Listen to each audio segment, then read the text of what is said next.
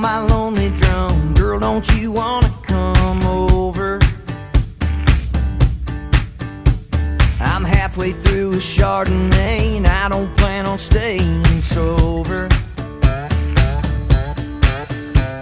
But you can bring your air guitar, don't let this night get any older.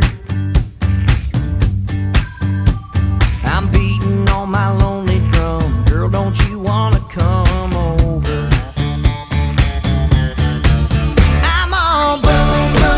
So get in your car, make it go vroom, vroom, vroom. There's a dance floor up in my living room, room, room. I hope you get here soon, soon. Hey. I'm beating on my lonely drum. I might get drunk and sing karaoke. You can be my beat. I'll render some Moki from the Skokie. And if you bomb a Jaeger shot, I might just do the hokey pokey. I'm beating on my lonely drum. I might get drunk and sing karaoke. I'm all boom, boom, boom. So get in your car, make it go vroom, vroom, vroom. There's a up in my living room, room, room.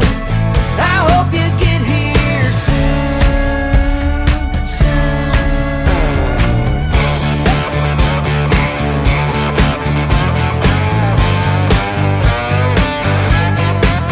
Come on, girl. You coming over or what?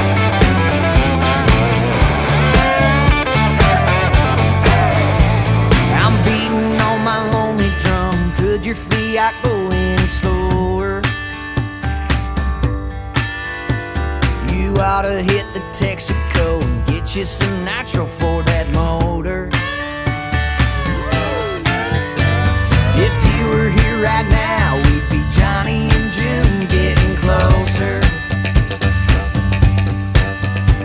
I'm beating on my lonely drum. Tell me that you're coming over.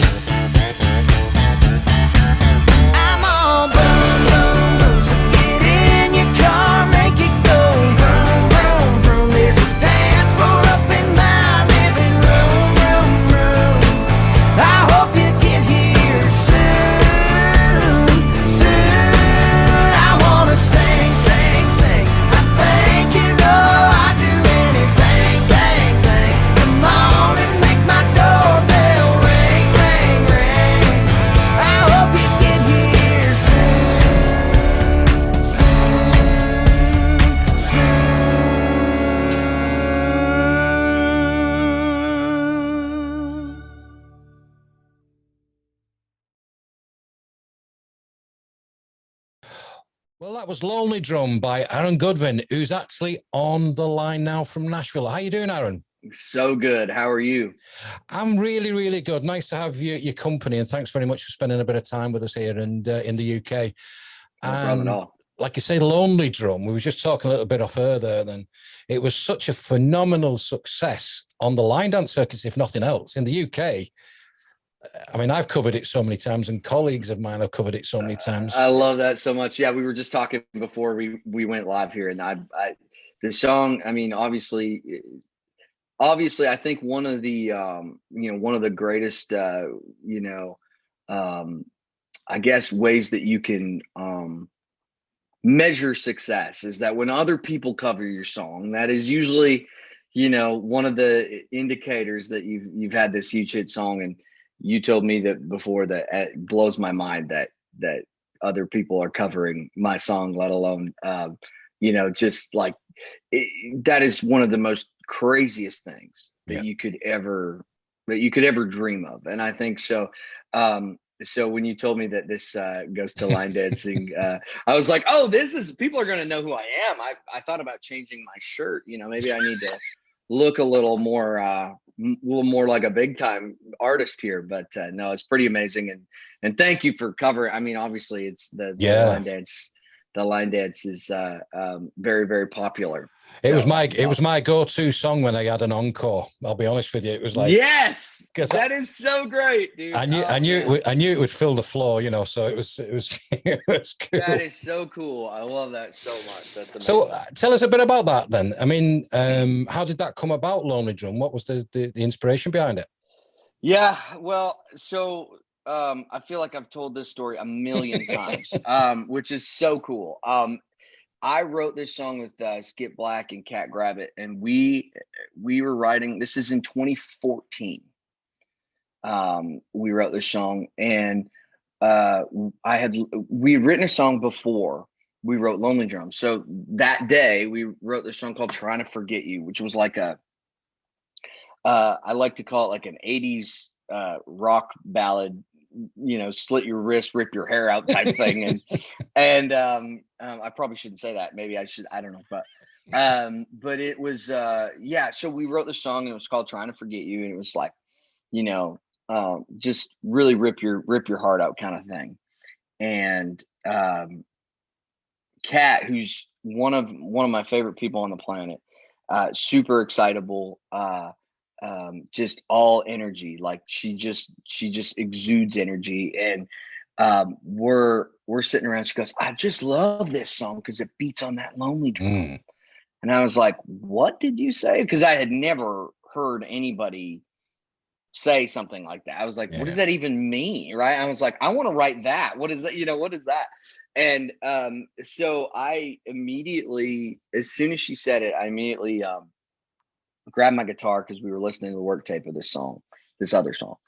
And I grabbed my guitar and I was like, I want to write that. And I kind of kicked into that groove. And Paul, I have a ton of experience with girls not coming over.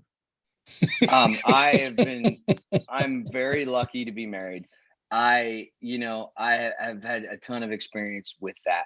So in a joking way, I was like, girl, don't you want to come over? And so I used my experience of not getting girls to come over, teamed up with that title. And I think we wrote that song in 45 minutes. I remember when we finished the course, we're like, are we done? Is that the whole course? Like, is that it? And it was just kind of a magical thing. And I don't know that you mentioned that you were an artist. So do you write songs? I wrote a few. Yeah. Okay. So like when you write songs, I think sometimes you can just tell like there's a vibe in the room where you're like it's only happened to me a couple times in my career where I've been like, what just happened? That was amazing. I don't, and it was just one of those kind of out of body experiences. And we knew we had a song, and then fast forward years, to my to when I finally got my artist career kind of going in the right direction and off the ground, if you will. That song obviously took it to a whole nother level, especially for us in Canada. It was a huge hit for us on radio in Canada, and obviously we had this huge line dance hit along with it that I didn't even know that was a thing. To be honest, I didn't know that you could have a song that kind of took off in the line dancing world. And now it doesn't matter. Even here in the US, I've been to clubs in the US where I've gone and I've showed up and I walk in and I'm kissing babies and I'm hugging people I don't know. And I am wondering why it is all happening. And it's because of Lonely Drum. So it's been such an incredible story for us, incredible song for us. It wasn't in our plan to have a big line dance hit. We never wrote it to be a line dance song. It just turned into that, and we are just so grateful that it did. So, but it bucks the trend in the melody and the beat than what you would say is a standard Nashville kind of sound or a country sound, isn't it? It hasn't got that that tempo, that honky. It's got that. Yeah, it's a whole different thing. I like I say, it's so hard to, when we wrote it, we were not trying to do anything. you know, that's the way it came out. And we wrote the song, and it all happened so fast that I think it's hard to go back and like, oh, we got to rewrite and make this into. It was like, no, this is what this song is, and it's a lot of fun. And and certainly when we play it live, there is something in the air when it happens.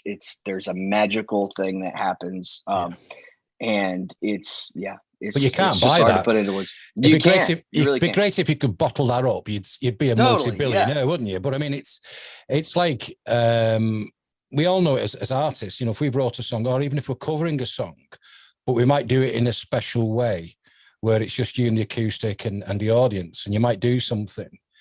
I do one by Vince Gilcoe, Whenever You Come Around, or Remember When by Alan Jackson, just acoustic. But it's that kind of moment that you think, this is why I do it. This is.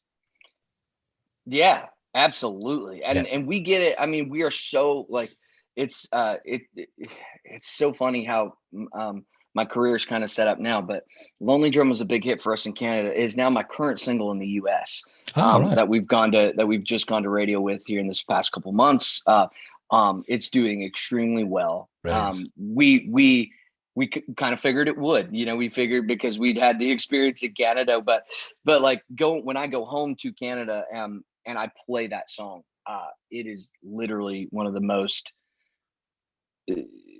craziest experiences that you have. You start playing it and then people are like, the whole vibe of the room changes, everything. And it's like, what is going on? It's just this amazing thing. I love, are you from Spring River, Alberta? Is it? Spirit River. Spirit River. Right. Okay. I can't read my own writing. Yeah. We're still looking for the river though. We don't know where the river is in Spirit River. There's sort of a creek there somewhere, but yeah, it's, that's where I was born. Yeah.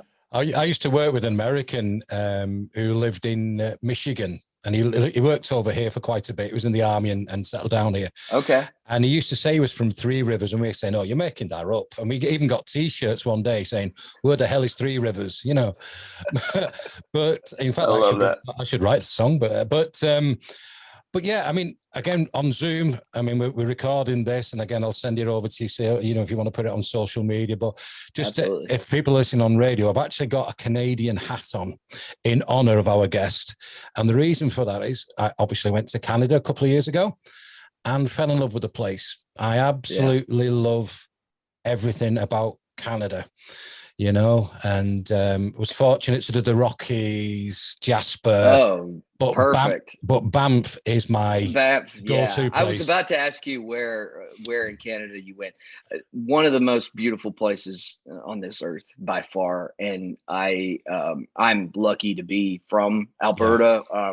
I'm very happy. I'm very proud Albertan and proud Canadian, and obviously, you know, for my career, the opportunities that Nashville gives you are, you know, second to none. So that's why I'm here. But I do always miss home, and especially in this last year with COVID and not being able to go back and play shows. And it's been very challenging. This is the longest I've ever been away from Canada. It's been over a year now. It's crazy. So. I know it was around about the September time when we went, and the weather was just turning a little bit, but obviously we went from Vancouver on the train, you know, on the open top sort of glass roof train thing.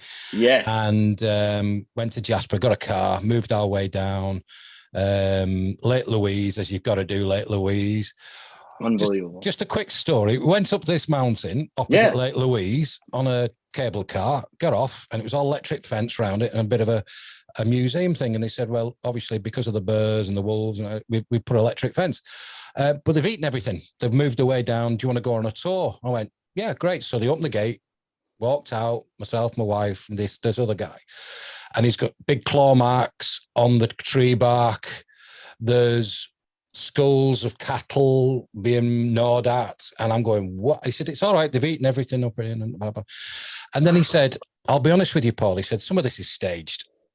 That isn't. And there was a huge mound of bird dropping, steaming. Oh, man. And your senses just go, bang. I said, can we go back now? Is it all right? Can we? He said, it's all right. I've got this burr spray. I said, what are you going to do? It's her when he's attacking you. He went, no, no, no, no. He said, it's like high intensity mace. He said, just drop down on the floor, interlock your hands behind you so they can't turn you over. I'm going, I really want to go back now. Now we can go back. So, but it was such a magical experience. And I even found a country club in Banff. Yes. Upstairs. Yeah, Wild Bills, right? There was a band on called Mustang, if my memory serves. I remember picking a card from them. Yeah. And I got up line dancing, and they're all going, he's English. And I went line dancing, and right, yeah. But the best burger in the planet, bison burger. Yes. Yep. And it's good up in Alberta. You get some of the best beef you can find, man. Oh, that's brilliant. But let's turn it on to you. How did it all start for you, Aaron? What was the light bulb moment when you said, right, music is my career? Yeah, there's a few things. My family had always played around the campfire. So my uncles, aunties, mom, dad, none of them ever did it professionally, although we argue some of them probably could. Definitely had the talent. And I was really the only one that did anything with the music career. I had my mom saw something in me that was, I guess you would call talent. A lot of people would wouldn't have called it that, I think, at that time, looking back, but she saw something and was like, maybe. I was always like super ADHD kid. My mom was always looking for something that I could focus on and that would be good for me. And so I started, I loved country music. My family played country music growing up, and I was a big Tracy Byrd fan, Clay Walker fan. Oh yeah. I was in the 90s country, crazy. And so I always loved that. And then my mom sort of noticed I could sing. So we got a karaoke machine and I started singing a little bit. And then when I was about 12, and then at 13, I entered my first karaoke contest in the Grand Prairie Mall in Alberta, Canada. And I can't remember if I won that one or I went in that one, but I won second place one year. Might have been the next year, where I bought some golf clubs. So I was always a hockey player too. So for me, it was always between, was I going to play hockey or was I going to sing? And when I stopped growing at 5'6", I was like, well, maybe hockey ain't for me, because at that time I was playing hockey in Canada, there's a lot of great hockey players in Canada, and I was always the smallest one, and always, so I was quick, but I was pretty small. So you could go between the legs. Yeah, exactly. Yeah, exactly. And but one of the first moments that I remember that seems to jump out at me right now is I was playing I went to a show. There was an artist named Danny Hooper that came and did a show he's a comedian and a country singer, and he did a show in Fairview, and he invited me to get up with the band, and I sang Your Cheating Heart. And I remember getting up there with the band, where that was kind of really the moment for me that I was like, oh, there's this whole other world of, it's not just singing karaoke, but it's just like you're creating music on the fly, and and the people are enjoying it.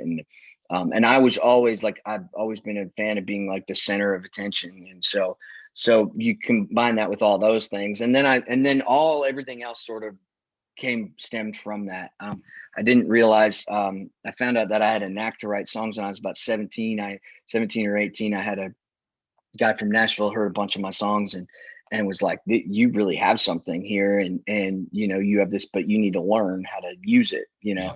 And so I started making trips to Nashville when I was 18. So I've been back and forth there. And then 10 years, I've been here now 10 years in Nashville, but I went back and forth for 6 years before that. So it's kind of, it's been a long, long journey for me. But I wouldn't trade it for anything. I love what I do, and I'm very lucky to do it. It's great when we talk to artists, and we've even talked to artists that are unknown to me and to my audience in some respects, but then they're like the new kid on the block or the new kids on the block, but they're not. They've been paying the dues for 10 years, like you're saying, 16 years, 10 years, playing the honky tonks for tips, and Totally. you're paying the dues. And And it's lovely to hear. I know it's tough, but it's lovely to hear that, you know, people have that tenacity to get up and keep knocking on the door, keep doing this. I'm waiting for that light bulb moment that everybody goes, Yeah. you know, that not just you as an artist. Yeah. Right. Yeah. And I totally, and you know, it's sometimes that light bulb thing never really comes. Like there was a lot of things. I've always just been very driven. And I think, and I think one of the things that I look back on, like to this day, I played a show in Oklahoma on Saturday night with just me and my guitar, and which is not an easy thing to do. A lot of people have a sense to say, well, you can get up with a band and do this, but I attribute a lot of my what I've been able to accomplish so far is like I can get up with just me and my guitar anywhere. And I think and the reason I can do that is because I started a band when I was 17, and I made them learn everything, and I would just kind of chord along. And then that band took a full-time, I started writing songs in Nashville, and that band, I couldn't keep my band because I was going down to write songs and they were going hungry and back home because we weren't gigging. And so I would do that, and I switched my focus a little bit, and I sort of lost those guys. And then I was by myself, but then I had to come back and make money. So I started taking on gigs that were just me and my guitar. And I think that's really when I hit a stride, you know, like there's no substitute for cutting your teeth and playing to nobody, playing to a bunch of people. Like you learn how to do all that. And I put a lot of emphasis on that. Like when people talk about, you know, like, well, what should I be doing? And I'm like, play. Yeah. That's the only way to do it. Play as much as you can. Get the ring craft. Learn something every time you play. Learn how to better handle situations, you know, learn how to like that. There's no substitute for that. And I think that's one of the things that people see when they see me play. Like there is something that happens. It's not really easy to explain, but when you've played so many shows, people can tell, you know, I like to think that they can tell that I've put my life into doing this. And yeah, it's a great thing now, but there was a lot of learning, and there was a lot of things that I learned in those years of not making a lot of money at all, and certainly not making money writing songs, which I didn't even know I could do until I was, 20, 21. I was like, wait, there's jobs that you could do. Absolutely. And, and so then I started focusing more on that, but there are so many different aspects of this business. And the one thing that I always tell people is like, play as much as you can. There's no substitute for that. So. No, I think you're absolutely right. And you've got to learn your ring craft. And I know there's people in the UK, they've said to me like, we're just starting out. Can you give us any advice? And I said, well, you've got to find your own way, because what I think, somebody might mistreat you in whatever circumstance, and you'll have a bad opinion of that person. But they might have had an off day. So it's not right for me to say to them, stay clear of them. I just said, you just need to, if you want some music to play or some ideas, I'm your man. But just find your own feet, find your own way, Totally. Learn by mistakes and things like that. But I think we'll play another song. Let's play. I love it. Yeah. Every time you take your time. Tell us about that one. Let's do it. So that's a song I wrote with Jimmy Ritchie and Ed Hill, who are two great mates of mine. Great friends of mine. And that's thanks, awesome. Jimmy, for linking us and Mandy together. Yes, Jimmy linked us up. Man, I love those guys. Those I call them like music industry veterans. Oh. I think they would just say they're old. Let me tell you a tale about Ed. I didn't realize I became Facebook friends and whatever. Right. And I got this email saying, listen, I want to do a request for your show. And he listed like Sir George Strait, Faith Hill, all that. And I went, yeah, no problem, mate. He said, it'd be lovely to hear those songs. And I said, oh, thank you. Not a problem. How are you? What, he said, well, I actually wrote them. I went, get out of here. He went, I wrote them. So I had him on the show and we hit it off. And he sent me, it's actually in the other room, the hardback of It Matters to Me. His hardback, And I thought, and I emailed him as soon as Jimmy reached out, because I did a couple of interviews with Eleanor Springstrike with Jimmy, and he said, I'll link you with some other people, and Mandy got in touch, and etc. Yeah. And I said, oh my God, I'm talking to Ed Hill here, and he's had all these songs that I've been listening to forever. Yeah, totally. But he did say to me, he said, I'm old. But yeah, I'm old. Yeah. I always laugh. I had him over to the house the other day. He's such a joy to be around. We were writing another song, but one of my favorite guys just in town, somehow has still stayed, been through so many different aspects of the music industry, and has just stayed in this place of like, I'm gonna write some hit songs, and I love it. He's one of my favorite people. He's got the best one-liners that I write them down all the time. Amazing dude. Had an incredible amount of success. We were talking the other day, and because he said when I wrote Be My Baby Tonight, for John Michael Montgomery, which was the Could You, Would You, Ain't You Gonna, If I Asked You What You Want. I cover that one. What's exactly. So what's so funny about that is like this karaoke contest that I was telling you about earlier. The first song I ever sang on stage in front of people was Be My Baby Tonight. Wow. And so when he said, and I'm sure I knew that he had written it, or knew it for when I first wrote with him, and I was like, crap, I'm writing with Ed Hill. Yeah.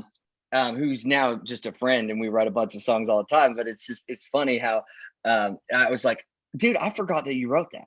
And I was like, have I ever told you about the like me singing the karaoke? So I was telling him that story, and he's like, man, that is just so awesome. Like to have a song that has an impact on the world and is a hit, and he's made so much money on that song. And not even that, it's just what it did for his life and his career. And I was like, and I said, I bet you when you wrote that song, you didn't think that you would, be really helping out a half-deaf kid from, Spirit River, Alberta, who was struggling in school and trying to find something, starts singing karaoke songs, sings this song. And then you get to meet him 25 years later, whatever the heck it is. And you're writing songs with him, and I was like, that's pretty incredible. So anyway. One of my favorite songs currently, well, over the last couple of years, was Luke Bryan's Most People Are Good. Yeah. And I went, you wrote that as well? He went, yeah. Oh, yeah. I wrote that. But what a guy, Don. He said, listen, can I have you? He said, give me your email address. I'll send you the book. I went, really? He went, yeah. And what an amazing book, But you've wrote some stuff. I mean, we know we're going to play that song, but I mean, just picking up on this with Luke Bryan as well. We just touched on Luke Bryan, John Pardy, Cole Swindell, Josh Gresham, all that kind of stuff. You've been doing a little bit yourself, haven't you? Yeah. I when I first moved to town, my goal, much like when I started playing live music, I wanted to get to kind of the top. I made it about to the top of where I could make it without being on the radio, I think. And so my goal was just to try and learn how to write songs, and just if anything. And what I found was, I always got the best songs during the easiest writing sessions. I always got the best songs when I loved who I was writing with, loved hanging out with these. So I got in this group with Cole Swindell and Adam Sanders and a bunch of us guys, and I just really liked writing songs with those guys. I didn't really, I didn't care if anybody else liked it. I was like, I like what we're doing. I think it feels right, feels good. And we wrote a bunch of songs together. First song we ever wrote, Cole put on his record. It's called Dozen Roses in a Six Pack. About the fifth song that I wrote with Adam and Cole, Dozen Roses in a Six Pack was put on hold by Luke Bryan. And so then Cole came in and said, okay, we probably just need to write something. Like, Luke likes what we're doing. He's like, we probably just need to write something tempo and upbeat, and like upbeat and positive. And which up until that point, we'd just been writing these, hardcore 90s country songs, basically, and rip your heart out songs that we love so much. So so we wrote something positive, upbeat, and Luke Bryan cut it on his Crash My Party record, which was my first cut, which I'll probably never undo. That's sold 5 million copies, and it was such a huge turning point for my life and career. I think when Luke cut that song, I was about to, it was like September or October, somewhere in there. I think it was October. And by January, I was going to be back in Canada, working with Dad on building stuff, because there was no way I was going to be able to keep going. I was running out of time, money, all that stuff. And Luke cut that song and changed my life. I signed a publishing deal. I was able to stay in Nashville, write songs, wow, and learn and continue to learn. And, and then we had a bunch of cuts, right after that.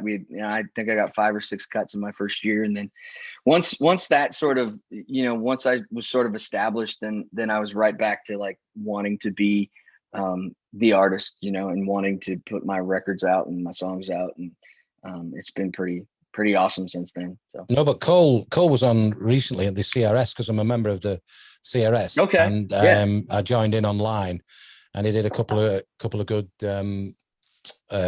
good sessions on that as well. Right. Is it Warner? Is it? Mm-hmm. Yeah, it was the Warner set with Brett Eldridge. Gotcha. and Yes. whatever. So I've put that on. That's going to be syndicated on the shows. But also, Awesome. What was really funny, and I didn't get used to this, was because it was my first time. They said there's an interview. You can download the script and also the answers by the artist. I said, can I do that? And they went, yeah. So I've got an interview with Cole Swindle, unbeknownst to him, that I'll be asking him, hi, Cole. He goes, hi, how you doing? Oh, that's great. That's so funny. The one that went out last week was Chris Young, and all my mates are going, you interviewed Chris Young? I went, yeah, not really. Not really. It was just more of a liner session, but right. But no, let's talk about the song. I mean, it's doing phenomenally well. Every time you take your time. I mean, I love the song. Like I said, I wrote it with Jimmy and Ed, and I wanted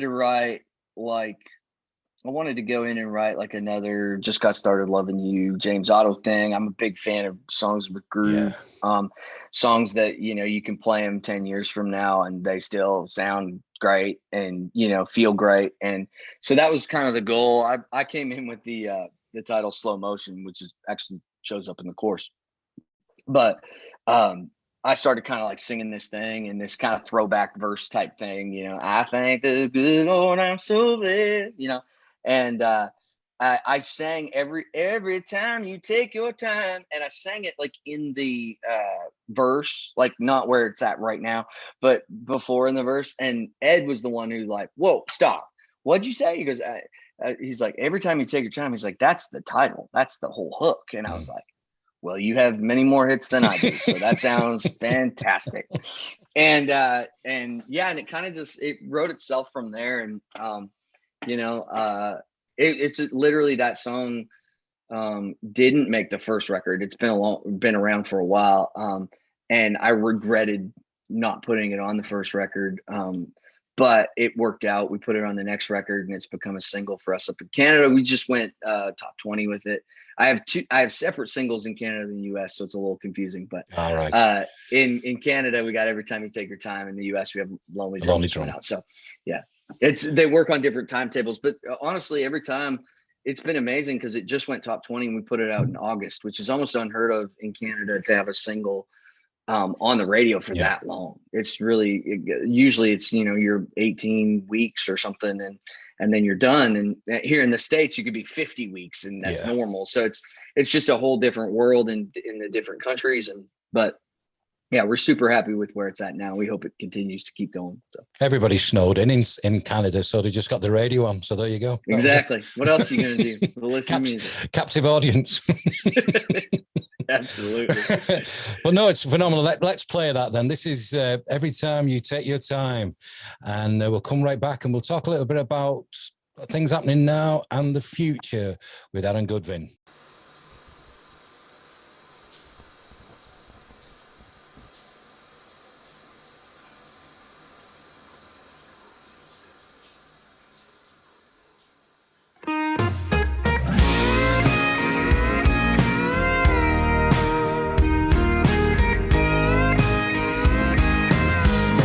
Thank the good Lord I'm so blessed.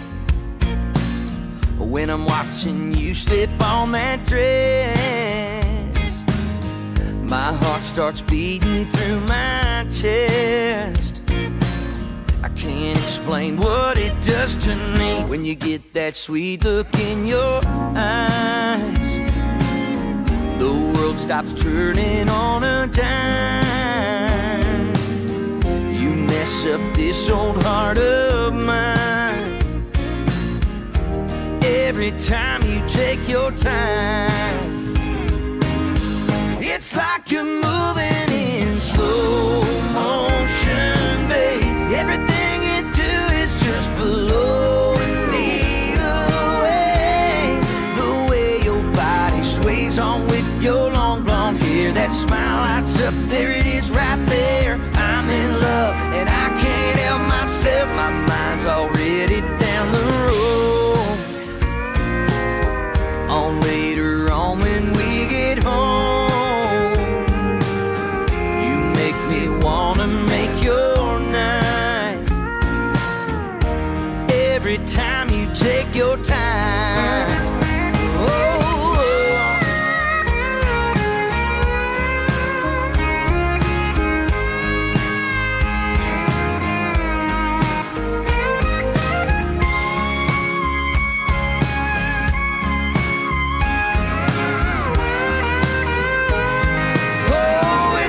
you're moving in, it's like you're moving in slow motion, babe. Everything you do is just blowing me away. The way your body sways on with your long blonde hair, that smile lights up, there it is right there. I'm in love and I can't help myself when you get that sweet look in your eyes. The world stops turning on a dime. You mess up this old heart of mine every time you take your time. I'm so glad that I'm alive every time you take your time.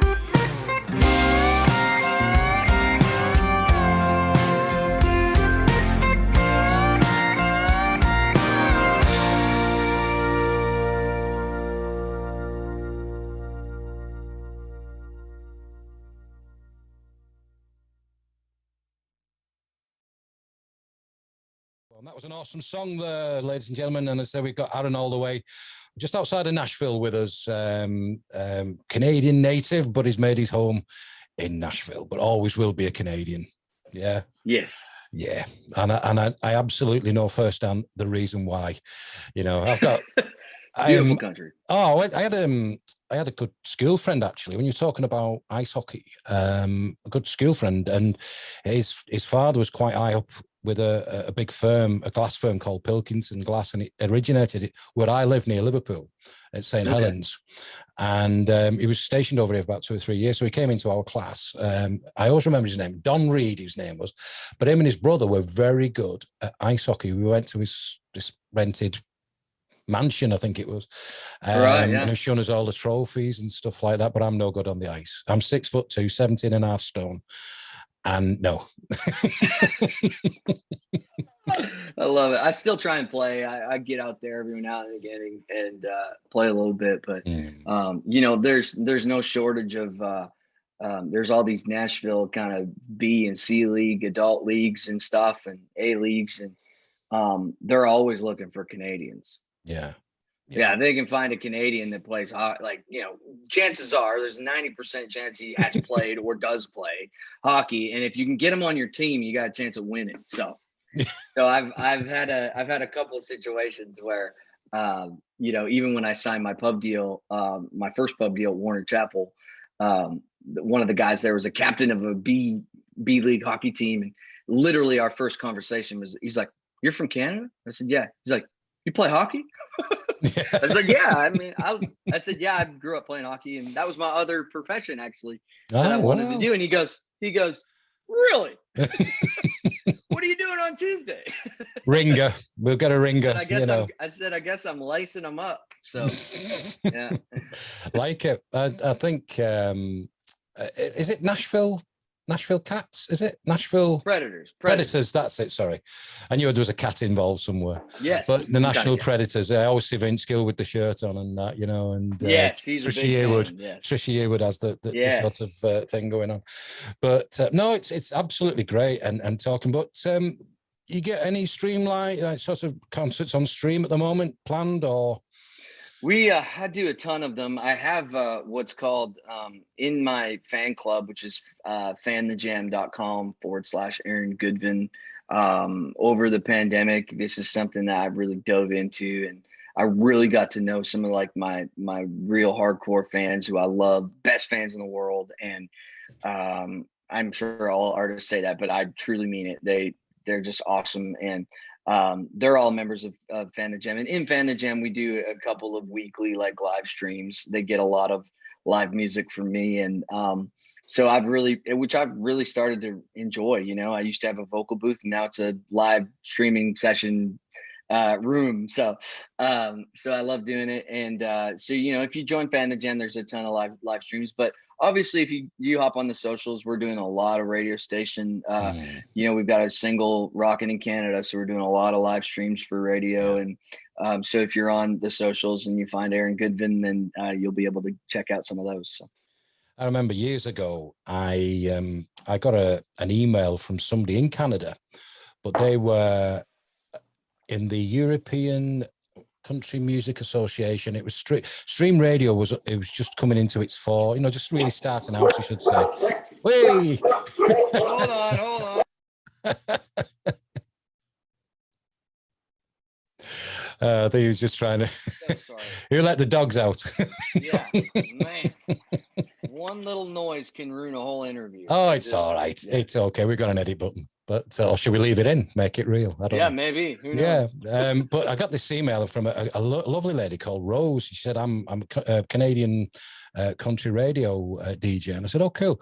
She said, send us one of your songs. I'm going to put them on a CD and we'll send it to all these people throughout Europe and stuff. Right. So I did. And then she said, let's have an interview. I said, well, I'm from St. Helens in England. She said, it's okay. And like it was on about the Liner interview. She said, I'll send you the script to answer. And I said, okay, that's cool. So I said it, and then I listened in, and it was so professional. It was, hi, Paul. I said, oh, hi, Rose. How are you? You know, and it's like, I wasn't there, you know, but it was such a lovely lady. And then I got this email about 2 months later saying, congratulations, Paul. Your song has got like number 3 in Germany, number 2 in Canada. You're beating George Strait in Norway. And I went, what? What's all this about? And it was only a cover. I mean, it was I Left Something Turned On at Home with Trace Adkins. Trace Adkins, because I've got that like D-Boys going on. But I just saw his stream. Just got a ticket for his stream a couple of weeks ago. That was awesome. That's so great. But no, that's good. I mean, like I said, a lot of people are trying to make this downtime, so to speak, with writing, doing streams. I know somebody who's got a flatbed truck and been going out to gigs, bar mitzvahs, and you name it, just throw in a book and get out there and do something. And I know some of my UK colleagues are always on Facebook, you know, doing the tip jar. Totally, yeah. Susie Boggess, I'm a big fan of Susie Boggess. She has the tip jar out on a Wednesday, and you've just got to do what you got to do. Totally. I mean, it's kind of the Wild West out there right now. It's we're all in the same boat, and we can't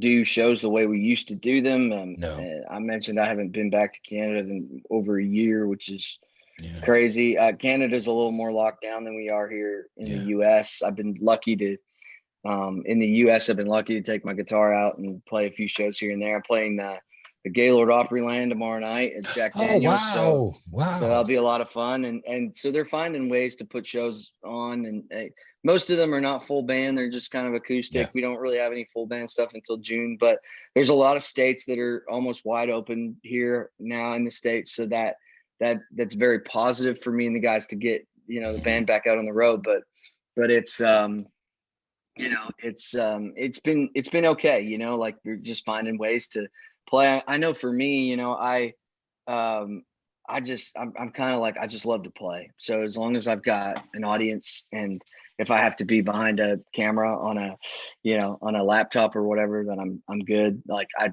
just want to play for people and get a response. So it's not the same, but like I say, it is what it is, and hopefully we'll get back to playing live for people soon. Hopefully I can come to the UK. Have you ever been to the UK? I have not. Literally, my first show in the UK was the week after Country to Country. Oh, wow. Yeah. Yeah. And I was playing, I can't remember where I was playing, but I was flying to London and I was going to play for my first time. I've only ever been overseas once. I played in outside of about 4 hours outside of France in Tours. And I did one show there and everybody line danced. It was amazing. Yeah. It was great. And then that was like the only show and that I played. And then I was about to go back to London and then COVID happened. So yeah. Well, the C2C should have happened this weekend, just gone. Yeah, I know. I was thinking it was around this time of the year. Yeah, I've been a few times and it's just been, it's like CMA, like, because I've not been to Nashville. In fact, this year, I turned 60 in a couple of weeks, and that was my bucket list, was to go to Nashville. No, obviously we can't, but one of these days I will definitely go. Well, you will love it. It's as a fellow artist, you'll really appreciate it. Great I think city. And the amount of people who've said, when you come, like Steve Warren has said, "Oh, tell me when you're coming over." I said, "We'll have a beer." And I think another one said another beer. I'm going to have to, because my nickname is Four Buds Taylor. I know it might be big, but I can't have more than four buds. I start to talk random Four rubbish. Buds Taylor, I love it. Four Buds Taylor. I actually wrote a song called Four Buds Taylor. I love that. But, as you should. But yeah, I mean, so. Album-wise, obviously you've had V out that's won awards. We're going to finish off with You Are as well, which was a big hit as well, I believe. Yeah. So yeah, You Are was You Are was the #1 song in Canada. On the Billboard. It's the only #1 song I've ever had. So we'll finish off with that. But talking about future, what's in the pipeline album-wise? Anything? Yeah, we've got. I'm literally going in to start my record on Friday. Right. We've got we'll do another kind of a almost record, more than an EP is what it's sounding like. So somewhere around 8 songs, but obviously this is a changing world of streaming and all that stuff. So records are not what they, it doesn't seem to be the way people consume music anymore. So that part is challenging for me. I grew up buying the records and seeing who wrote the songs and reading liner notes, and so it's a tough thing for me, but you got to move with the times, and we're going to do our best to have some new music out in 2021. We'll probably release at some point we'll release all 8 songs, but we'll definitely have new music very soon. So it's a really exciting time for us. So. Oh, brilliant. We'll be playing it here, definitely. I love it. Yeah, no, absolutely. Before we finish, obviously don't go shooting off as well after this, because I want a couple of liners off you while you're on the line. But I always say this to people, that Mount Rushmore in America. Yes. And you've got 4 heads. Yeah. Right. Who would you replace those heads with in your life now? It can be, family, but not all family. Okay. Because I remember the first time I asked this was Phil Vassar, and Phil Vassar just turned around and said, "Yeah, my wife, my kids, my mom, my dad." I went, "Oh, well, yeah." So we want a little bit more thought on this one. So we want 2 family. If you can have all musicians or teachers at school, but 4 members. My wife would be one for sure. You've got to do that. Got to do that. My parent. It's hard to not have my parents up there. No, you can have your parents. You can have, but we want at least 1 or 2 musicians or songwriters. Well, I'll put my parents up there too, and then I probably have to put Eric Church up there. Oh, okay. So him at C2C. Yeah. I would probably have to do that. He's that guy is just goals to me. He doesn't care, does he? He really doesn't care. It's like the perfect. I just appreciate him so much as an artist that he's found a way to, you know, from going from a first record that was, you know, not very successful to what he is now, and evolutionizing every record. And I don't know, I'm just a huge fan. I wasn't even a huge fan after the first record. Like, it took me a while to like really catch on, but now I just look at the guy and I'm like, man, that guy is just doing it, you know. And he's writing great songs, and they seem to get better somehow. It's crazy. He did a great was it national anthem at the Super Bowl? Totally. I was so impressed by that. It was really great. No, it was really good. And my great moment was where I was sat at C2C and Eric Church was on, in the sort of side of the stage was Chris Stapleton with a bottle of JD, necking it when he was singing. That sounds about right. That sounds about but you ain't lying. It's been an absolute pleasure speaking to you. I've loved every minute of it. We're going to play You Are, and as I said, the #1 smash hit Billboard in Canada. And I can't wait for your new music to come out. And but like I said, after this, we'll have a chat about UK. I might have something chat about. Okay. I love it. Yeah. So take care, stay safe, stay well. Thank you so much for joining us here. And I wish you and your family all the best. And you. Cheers, my friend. Bye-bye now. Cheers.